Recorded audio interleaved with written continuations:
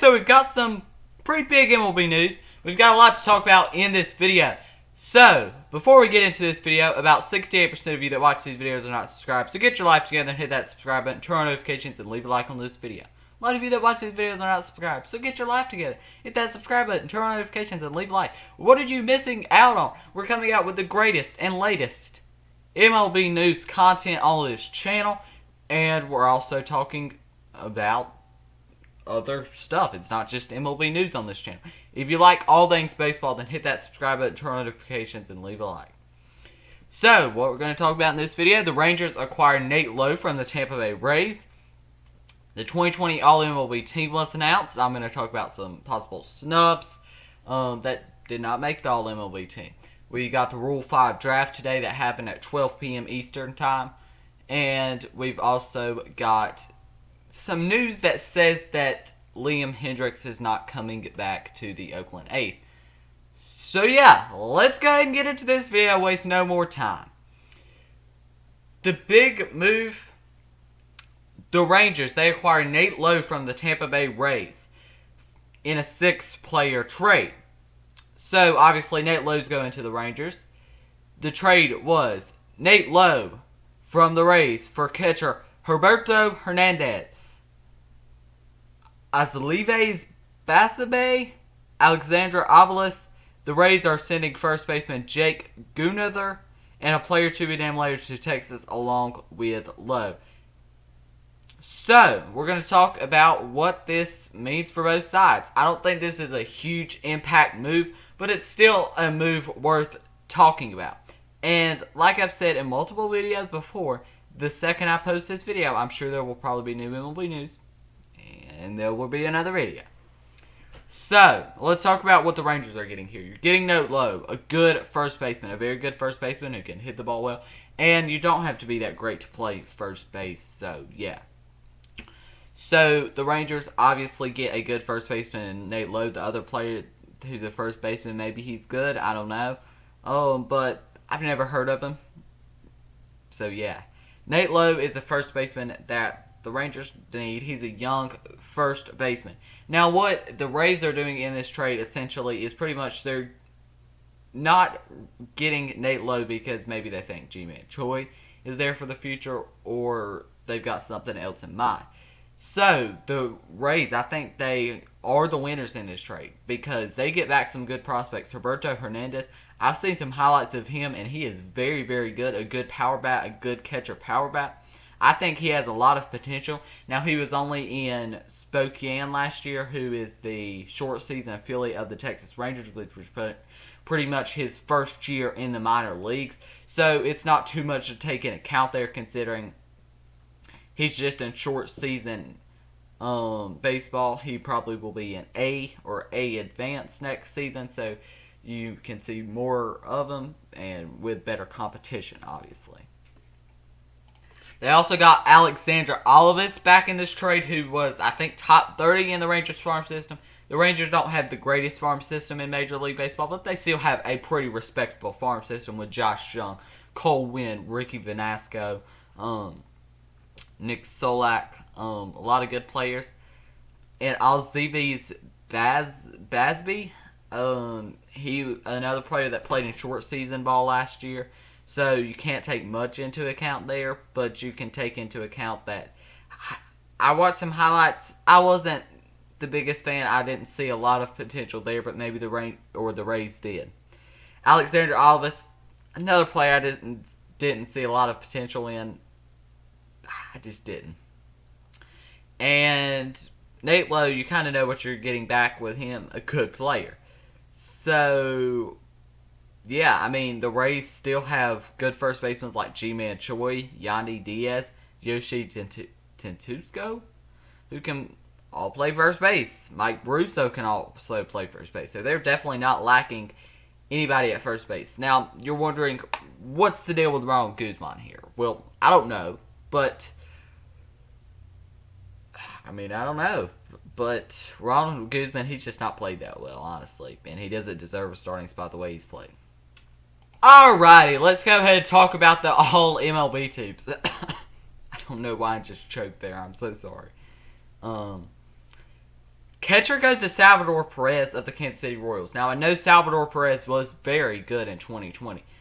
But is he an all MLB team first team all MLB catcher? I don't necessarily think so. But I mean, whatever. He was pretty good. Yeah. Freddie Freeman at first base. He was the MVP. Second base, DJ LeMahieu of the Yankees. Shortstop, Fernando Tatis Jr. of the San Diego Padres. Third base goes to Manny Machado from the Padres. Outfield, you've got Mookie Betts, Mike Trout, Juan Soto. I think I predicted something close to that in the outfield, at least. And I predicted at shortstop, I think I went with Trey Turner. You can go back and watch that video. I think I'll put it at the end screen of this video, so make sure to check that out when you get done watching this and probably see how wrong I was. DH, Marcell Ozuna, Shane Bieber, Trevor Bauer, Yu Darvish, Max Fried was their kind of rotation. And you've got Jacob deGrom in there as well. I don't know why I forgot Jacob deGrom. And Liam Hendriks and Nick Anderson. I think Trey Turner got snubbed. I really do. I think the way he played. I don't love the pick of Yu Darvish either. I thought Nelson Lamet's probably been better. Garrett Cole's probably been better. No offense on Yu Darvish, he didn't play well in the second half. Good enough for an all-MLB first-team selection. Second team, JT Realmuto, Jose Abreu, Brandon Lowe. Brandon Lowe, I question because he did not play well in the playoffs. But if you're going off the regular season, he did play very well. Corey Seager, Jose Ramirez. The outfield is Ronald Acuna, Mike Yastrzemski, and Michael Conforto. GH is Nelson Cruz, and the starting pitchers are Dinelson Lamet, Garrett Cole, Clayton Kershaw, Kenta Maeda, Hyun-Jin Ryu, Brad Hand, and Devin Williams. So I'm not really sure why Devin Williams wasn't over Nick Anderson, considering he was, reliever of the year. But whatever. Let's go ahead and let's talk about some more MLB news. Next, we're going to talk about the latest trade availability on Trevor Story and Nolan Arenado. A potential, this is an MLB Trade Rumors article. That's where I get most of the news, honestly. They're pretty good, getting it out pretty quick. And I think I want to do a couple videos talking about some, like KBO and NPB, players that could make an impact in the major leagues that are free agents coming over to Major League Baseball. So if you want to see that video, make sure you smash that like button on this video. So, I mean, Nolan Arenado, it's a possibility. They are warming to the idea of moving Trevor Story, per the latest report from the Athletics' Nick Groke and Eno Saris. Sorry if I just royally screwed up their name. And the shortstop market next year is going to be great. Carlos Correa, Javier Baez, Corey Seager, Francisco Lindor. It's going to be a really, really good. But does Trevor Story get moves? That's the question. I don't necessarily think so. I think the Rockies are just going to run it back. Unless Arenado requests a trade, then that's probably going to be the way it goes, I see. That's what I see happen. The Marlins acquired Zach Pop from the Diamondbacks. Okay. The Blue Jays are among one of the teams interested in Justin Turner. And I want to make a whole video on the Toronto Blue Jays. So Blue Jays fans, if you're watching this, video about your team's coming soon. Also, if you're a Pirates fan, video about your team's coming soon. Angels fans, if you're a fan of the Angels, videos coming soon about them too. So those are the three teams that you should see videos for in maybe by the end of December. So the Blue Jays are among one of the teams interested. Oh my gosh. And I'm bleeding. Give me. Okay, I'm back now. Yeah. So, yeah, Blue Jays are among one of the teams interested. I feel like if they do indeed sign Justin Turner, he's kind of a backup option. I think they do and try to get Francisco Lindor. That's just my opinion. We've got two more topics to talk about in this video. The next one I want to talk about is there was some stuff on the A's that came out. The A's GM, David Forst, that's his name, names Jake McGee the top internal candidate for the closer. that pretty much says to me, you're not bringing back Liam Hendriks. So Liam Hendriks not staying in Oakland. Interesting. I'm sure A's fans are probably not too happy about that. You could have a really good bullpen. I mean, you could maybe bring back Blake Trine into that team. I don't know. Their bullpen's looking pretty crappy right now, honestly. And next and final thing that we're going to talk about in this video is going to be the Rule 5 draft that happened at noon Eastern today. Okay, so the Rule 5 draft. I do not recognize many names in here. I'm just going to be honest. I'm starting to recognize some names. Okay, I'm starting to recognize some names. So, yeah, I'm starting to recognize some names.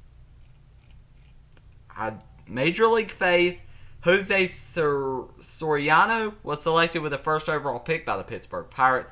Angels number 13 prospect. With the second selection, the Rangers went with Brett DeGoes. Right-handed pitcher, Dodgers number 27 prospect. The Three Tigers, Akel Baddoo. Outfielder, Twins number 13 prospect. Kyle Holder, shortstop, Yankees 11th pick. Will Vest with a 10th pick from the Mariners, or for the Mariners. Jose Rivera was selected by the Angels, number 14 Astros prospect. Luis Avudo, Cleveland's number 25 prospect. I don't know many of these players. If you do, then good, I guess. I don't know. I have no clue. Alright, so with the Triple-A phase of the Round 5 draft, or Rule 5 draft, if I could speak. Red Sox got a player, Tyreek Reed, first baseman for the Rangers. Yeah, he doesn't run at all. He's going to be slow as crap. He plays a terrible first base. But yeah. Brennan Davis, who got traded from the Dodgers in a blockbuster trade. Vince Fernandez, outfielder for the Rockies. AJ Puckett. The first overall selection was Shea Spitzbarth, right-handed pitcher for the Dodgers. Second pick was Matthew Winvis, right-handed pitcher formerly with the Yankees. Alright, so round 2, the Rangers went with Yohel Pazzo. The first selection in round 2, Claudio Fanol, shortstop who used to be with the Reds. Marlins select Dylan Bice. I'm just kind of going through some of the players that I remember here. I really don't have much of a clue of many of these players. So, yeah. Wes Robertson, right-handed pitcher for the Rangers. He was picked up by the Reds. So, yeah, let me go ahead and explain what the Rule 5 draft is if some of you are wondering. So, clubs pay $100K to select a player in the Major League phase of the Rule 5 draft. If that player doesn't stay on the MLB roster for the full season, he must be offered back to his former team for $50K. It costs $24K to make a selection in the minor league phase, and the players taken in that portion aren't subject to any roster restrictions with their new organizations. So that's a little bit of a kind of what it is. So, yeah, let me look for any new MLB news, and we'll wrap up this video. Alrighty, so we've got no more news. If you enjoy this video, make sure you leave a like, subscribe, and turn on notifications so you'll get notified whenever I upload a video. Like, subscribe, turn on notifications. 68% of you that watch these videos are not subscribed. Get your life together. Hit that subscribe button, turn on notifications, and leave a like. Thank you for watching, and I'll be back with more videos soon.